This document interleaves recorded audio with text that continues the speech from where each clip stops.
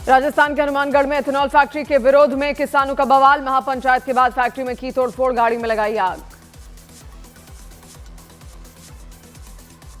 Hanumangarh police ने प्रदर्शनकारियों पर आंसू गैस के गोले दागे, भीड़ को काबू करने के लिए लाठीचार्ज भी किया।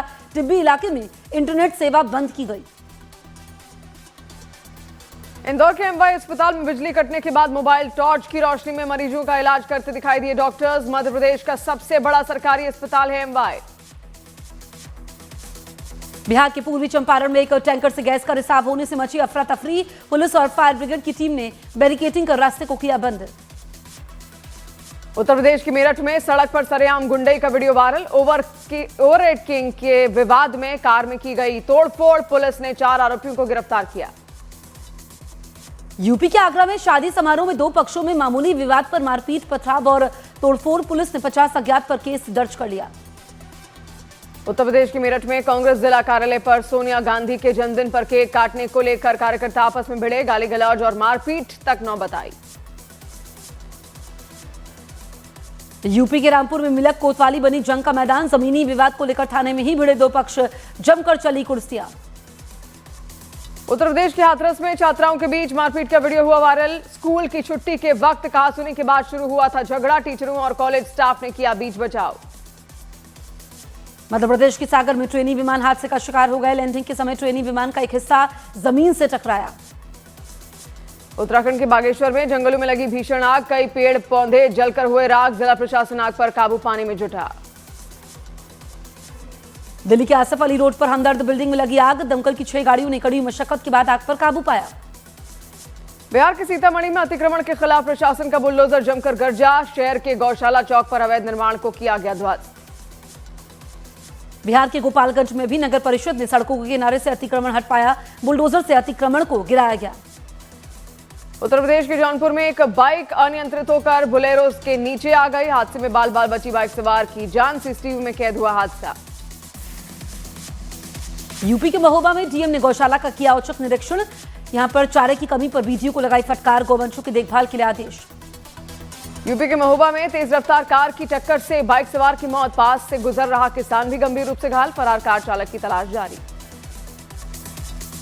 भागलपुर रेलवे स्टेशन पर आरपीएफ जवान ने बचाई महिला की जान। प्लेटफॉर्म पर चलती ट्रेन से उतरते वक्त फिसला था पैर। पूरी घटना प्लेटफॉर्म पर लगे सीसीटीवी कैमरे में कैद हुई।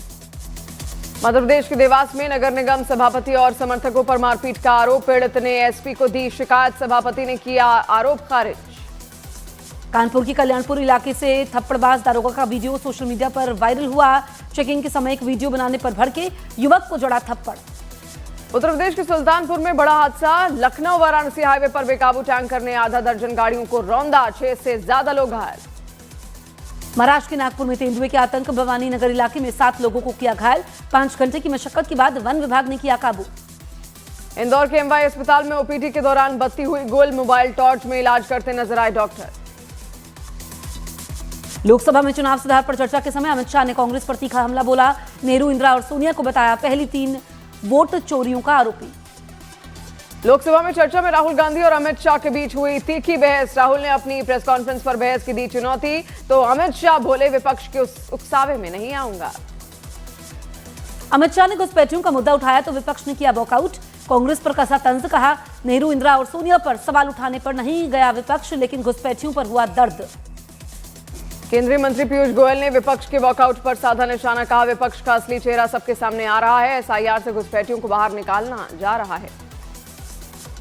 वॉकआउट के बाद संसद के बाहर राहुल गांधी ने कहा कि अमित शाह ने हमारे सवालों का जवाब नहीं दिया। वो उधर इधर के उदाहरण दे रहे थे। अमित शाह के भाषण पर कांग्रेस सांसद प्रियंका गांधी वाड्रा ने कहा 1.5 घंटे तक उन्होंने सिर्फ यही सफाई दी कि उन्होंने वोट चोरी नहीं की। अगर कोई बेगुनाह होता है तो क्या वो इतनी लंबी सफाई देता। पीएम मोदी ने की गृह मंत्री के भाषण की तारीफ। एक्स पर लिखा अमित शाह ने ठोस तथ्यों के साथ विपक्ष के झूठ का पर्दाफाश किया है। आज राज्यसभा में वंदे मातरम पर हो रही है चर्चा। के समापन में बीजेपी अध्यक्ष जेपी नड्डा सदन को करेंगे संबोधित। फिर चुनाव सुधार पर होगी चर्चा की शुरुआत। संसद में दिन भर की गर्मागर्मी के बाद देर शाम शरद पवार के घर पर जुटे विपक्ष के बड़े चेहरे राहुल, प्रियंका भी हुए शामिल। तमिलनाडु के तिरुचिरापल्ली में बोले आरएसएस प्रमुख मोहन भागवत, संघ हिंदुओं के लिए है, लेकिन इसका मतलब ये नहीं कि ये किसी और धर्म के खिलाफ हो। आरजेडी के पूर्व राष्ट्रीय उपाध्यक्ष शिवानंद तिवारी ने तेजस्वी पर उठाए सवाल। फेसबुक पोस्ट में लिखा, विदेश से तत्काल वापस लौटो और बिहार में घूमो, समय किसी का इंतजार नहीं करता है। उत्तर प्रदेश के दर्जा प्राप्त मंत्री ठाकुर रघुराज सिंह का बयान, हिंदुस्तान में नहीं बनने देंगे एक भी बाबरी। पूछा, अखिलेश हिंदू हैं भी कि नहीं, मेरी समझ में नहीं आता। संभल के मुस्लिम धर्मगुरु मौलाना वसी अशरफ का पूर्व टीएमसी नेता हुमायूं कबीर पर निशाना। कहा, बाबरी मस्जिद की नींव सियासी स्टंट, मुस्लिमों के जज्बात से खेलने वाले को भेजा जाए जेल। उत्तर प्रदेश के वक्फ मुतावल्लियों को मिली बड़ी राहत। सुन्नी सेंट्रल वक्फ बोर्ड की मांग पर वक्फ ट्रिब्यूनल के उम्मीद पोर्टल पर रजिस्ट्रेशन की आखिरी तारीख 6 महीने के लिए बढ़ाई। बंगाल में बाबरी के नाम से मस्जिद से गुस्साए हिंदू संगठनों का विरोध प्रदर्शन। मध्य प्रदेश के जबलपुर में सार्वजनिक शौचालय पर चिपकाए बाबर के नाम के पोस्टर। उत्तर प्रदेश के सहारनपुर में पुलिस ने बांग्लादेशी रोहिंग्याओं की तलाश में ऑपरेशन टॉर्च तेज कर दिया है। पुलिस की टीमें रेलवे स्टेशन, बस स्टैंड, सड़क किनारे, झुग्गी झोपड़ियों में विशेष चेकिंग अभियान चला रही।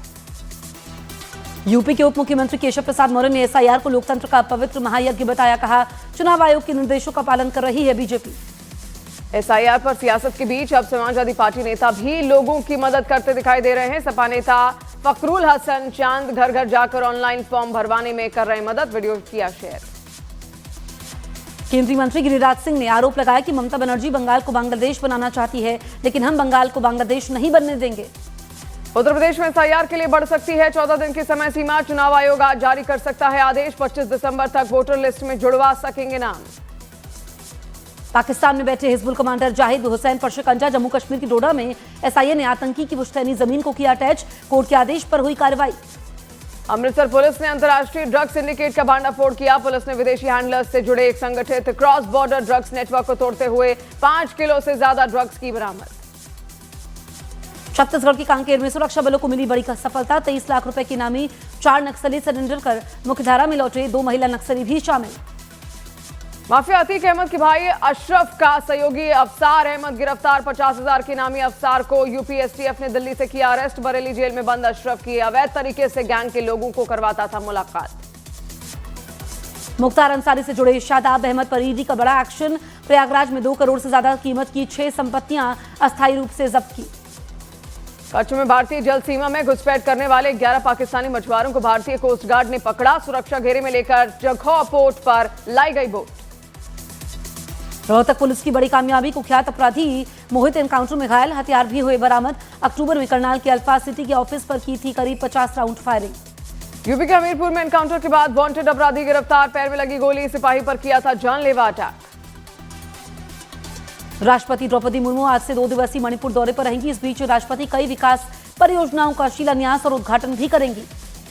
भारत और मलेशिया की सेनाओं के बीच चल रही जॉइंट मिलिट्री एक्सरसाइज हरिमौश शक्ति 2025 हाई इंटेंसिटी ट्रेनिंग फेज में पहुंच गई है। दोनों देशों की सेनाएं आधुनिक सैन्य तकनीकों का संयुक्त अभ्यास कर रही।